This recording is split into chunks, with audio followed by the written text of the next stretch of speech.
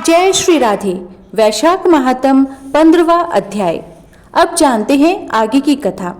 राजा ने सारे शहर में यह सूचना कराई कि 8 वर्ष की आयु से लेकर 80 वर्ष तक की आयु तक का जो भी मनुष्य मेष की संक्रांति में सूर्योदय से पहले स्नान नहीं करेगा, वह दंडनीय समझा जाकर शहर से निकलवा दिया जाएगा। पुत्र, भार्या, इष्ट मित्र, चाहे जो भी कोई हो, वैशाख मास के धर्म का पालन नहीं करेगा, मैं उसको चोर के समान दंड दूंगा। प्रातःकाल पवित्र जल में स्नान करो, स्थान स्थान पर प्याऊ लगवाओ, यथाशक्ति योग्य ब्राह्मणों को दान तथा अन्य धर्म के कार्य करो। प्रत्येक गांव में एक एक उपदेश करने वाला विद्वान ब्राह्मण नियुक्त कर दिया गया तथा 5 गांवों पर एक अधिकारी भी नियुक्त किया गया। इस प्रकार चक्रवर्ती राजा के शासन में यह धर्म वृक्ष सारे देश में भली प्रकार फैल गया। इस राज्य में जो पापी मर जाते थे वे भी वैकुंठ को प्राप्त होते थे।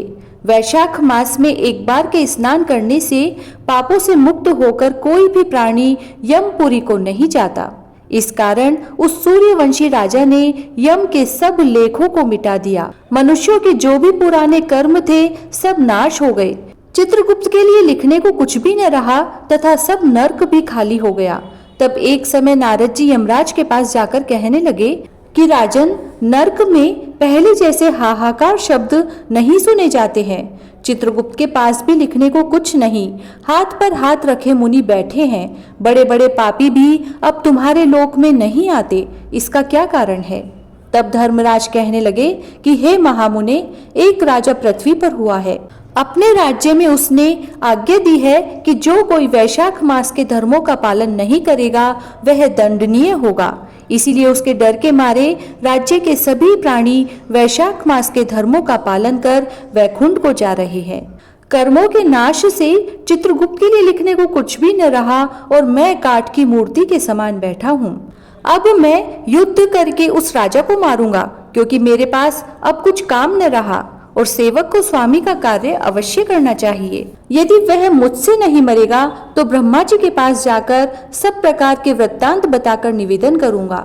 इस प्रकार नारद जी से कहकर यमराज मृत्यु, रोग, जरा आदि सब सेवकों और अपने दूतों को साथ लेकर दंड धारण कर भैंसे पर चढ़ पृथ्वी पर आया और सिंह नाद करते हुए उस राजा की नगरी को चारों ओर से घेर लिया। इससे समस्त प्रजा अत्यंत भयभीत हो गई। राजा भी यह सुनकर कि यम ने नगर को घेर लिया है, अपनी सेना को सजाकर नगर के बाहर आया। राजा ने थोड़ी देर में ही मृत्यु, काल तथा रोग और यमराज के दूसरे दैत्यों को मारकर भगा दिया। तब भैंसे पर सवार यमराज स्वयं राजा के सन्मुख आया और भीषण गर्जना करके राजा पर बाण चलाने लगा। राजा ने 3 बाणों से उसके धनुष को काट दिया। अब यम ढाल और तलवार ले राजा को मारने के लिए चला।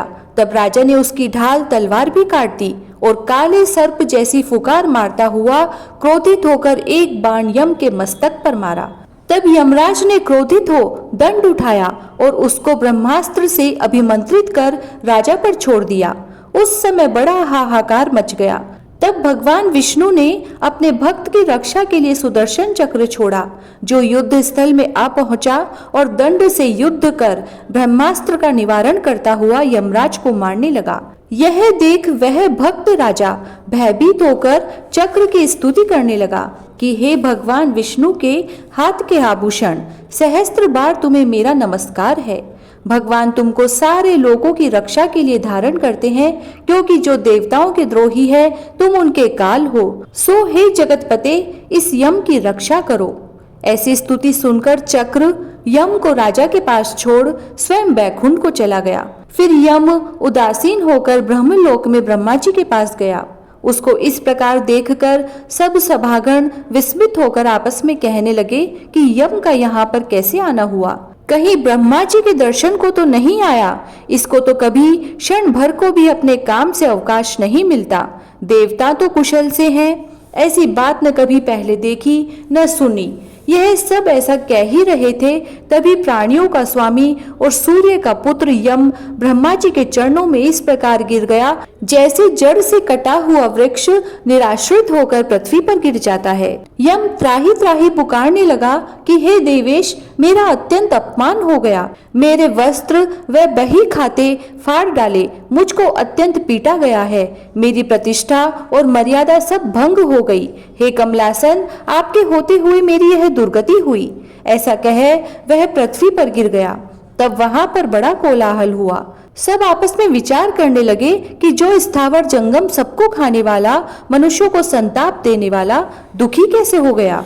तब पवन ने आकर ब्रह्मा जी की आज्ञा अनुसार सबकी वाणी रोक दी और अपनी विशाल भुजाओं से यम को उठाया। फिर समस्त संसार में विचरण करने वाला उद्धार बुद्धि पवन उसे आसन पर बिठाकर कहने लगा कि किसने तेरा अपमान किया, तुमको तुम्हारे स्थान से निकाल दिया, तुम्हारे वस्त्र बही खाते किसने फाड़ डाले। सो यह वृत्तांत तुम ब्रह्मा जी के सन्मुख कहो। जो सबके पितामह हैं, वे ही तुम्हारे दुख दूर करेंगे।